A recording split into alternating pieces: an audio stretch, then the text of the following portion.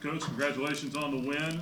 Home win streak now at 15. Program record continues there, and really a game that it felt like that your team just came out and dominated from the very beginning. An interception and then a score on one play right after that. How focused was this group, and how much was it a point of emphasis to get off to a fast start today? It's always an emphasis to get off to a fast start. So, I wouldn't say today was any different, but it sure was nice for it to happen the way it did. I don't know that I've ever coached a game that you had that few of defensive possessions and 2 plays and touchdowns. So that's pretty.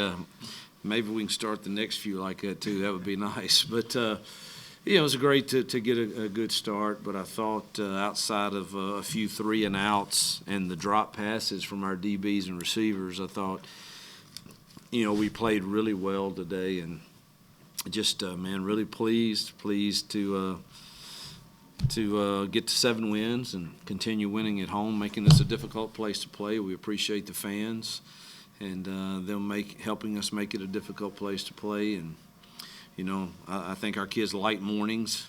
I thought that this morning when we got them up at 7:30 and their eyes were bright, and it was I just felt good. I felt good about our week. And I thought we had one of the better weeks of prep, and I changed a few things offensively that hopefully help us. And so thrilled to be at 7 wins, and really happy for a lot of our kids. I could start going through the names, but I'd leave people out. But I'm certainly happy, particularly happy for Caleb Coleman. He has endured more adversity in regards to his physical health and 3 surgeries and just the mental battles that come with that of do I stay with it, do I not, and then to see him score a touchdown today, man, it just fills me with joy. I could see that. I saw you embrace him on the sideline. Yeah. Are those the moments you coach for? Well, you coach for a lot of moments for sure, but the relationships with kids is absolutely up there, and every relationship's different, and our relationship truthfully got off to a really rocky start here, and I couldn't be more in his corner now of any other kid. I'm in his corner. I'm gonna help him any way I can. You got to see a lot of guys under center as well at quarterback. Malik Willis had a really good day, 307 and 4 touchdowns, but then to see Nate Hampton and Caden Salter get involved, how big is that for their development and just for this program? Yeah, there's nothing like game reps, and to see both of those get in there, and with JB being out, I thought it was a great time to get them both in there, and would have loved to see them play a little more. I thought they both did some good things, so it's really critical to develop depth for sure. And last one for me, the late touchdown notwithstanding, this was a pretty dominant performance from this defense top to bottom. To hold them to basically 10 points the majority of the game and then less than 300 yards. Just your thoughts on the way that unit played. I thought they played great other than, again, the drop passes, and they don't have the second score for sure, the touchdown. Or maybe, I can't remember when they all happened, but there was one time there I was like, gosh, we should have just had 3 picks. And but outside of that, I thought they played really, really well. Bill?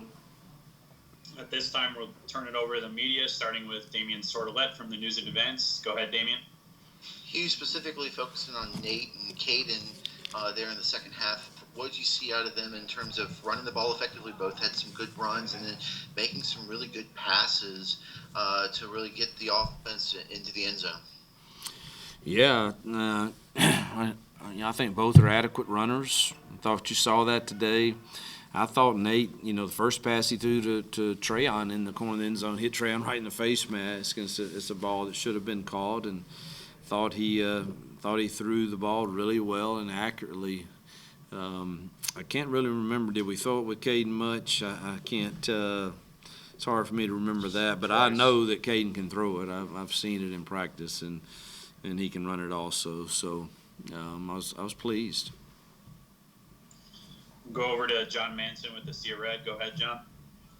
you mentioned earlier in the week that the team was coming off a couple of performances you didn't think that was up to par for this team. I do feel like a game like this can really help set the momentum and the standard going forward with the 3 games you got coming up. Yeah, I think anytime you have a game like today, it can only create your confidence. Help improve it. So certainly do. But you guys in the sports writing world, I just tell you, when you play good football teams, they're going to do some good things. And we've played some pretty good teams this year, even though some of the records may not be great, and we've got 3 really good ones left. And yes, our confidence will be improved from this, but we still have to prepare and go out and execute. And these are going to be 4-quarter battles that we're getting ready to enter into.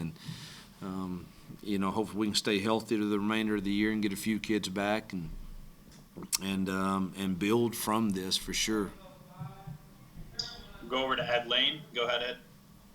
Hugh, I'm sure you'll be able to comment a little bit better on this once you review the film, but initial observations, is this the most complete game in terms of offense, defense, and special teams that you guys have been able to build to so far this year? Yeah, probably so. Special teams had another critical error. We can't have that. They're a rugby punt team, and you can't have to be aware of where the ball is, and that's a turnover, and you can't do that. And that's just a knucklehead play, and so we've got to coach it better. And but outside of that and the drops, I thought we played really a complete football game. Go over to Luke Randall. Go ahead, Luke.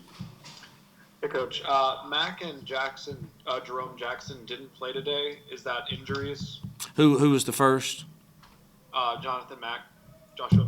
Oh, the injuries. Jerome was just precautionary. Probably could have played, and J Mac did not play. Just TJ and Shadro got the nod today. Do we have any further questions for Coach? Damien, you got one more? Okay. Yep. Hugh, only 4 penalties for 40 yards. Were you pleased with the way that got cleaned up after the penalties just kept racking up over the past 2 weeks? Yeah, your racking up and mine may not be the same, but the penalties today I thought were very clean. I thought we played a clean game. I'm not sure on the targeting on Cade. I thought it was a really good tackle at the time I saw it, but obviously replay must have shown something different. And we had a block in the back that I did not see, but I'll look at the film. So it was pretty clean. Any further questions for Coach? All right, thank you, Coach. Yeah, thank you guys. Got one more, sorry. All right. Hugh, how are you going to celebrate Halloween tomorrow? Man, we just came in the locker room there. All the coaches' kids were out there, and they already gave me all the they gave me all the candy I probably need. I've been trying to stay away from candy a little bit.